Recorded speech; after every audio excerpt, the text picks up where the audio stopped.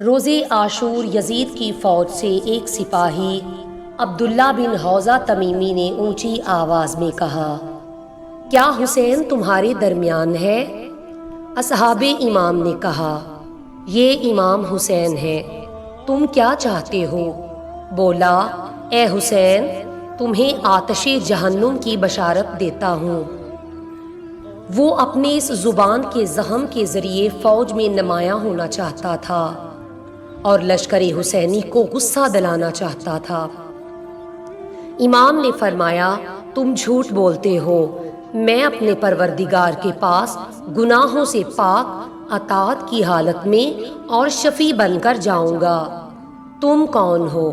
بولا، میں ابن حوزہ ہوں۔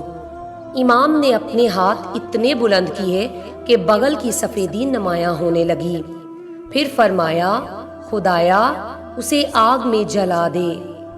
اچانک اس کا گھوڑا بدکا، وہ زمین پر گرا، اس کا ایک پاؤں گھوڑے کی رکاب میں پھنس گیا۔ گھوڑا میدان میں بھاگنے لگا، اس کا جسم زمین پر رگڑ کھانے لگا، کوئی اس کو نہ بچا سکا۔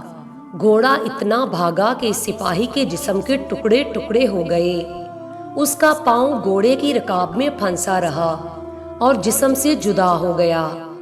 دشمن سے بچاؤ کے لیے حرم امام کے سامنے کھودی گئی خندق میں جلائی جانے والی آگ میں اس کے بدن کے ٹکڑے آ کر گرتے رہے اور آگ میں جل کر راکھ ہو گیا۔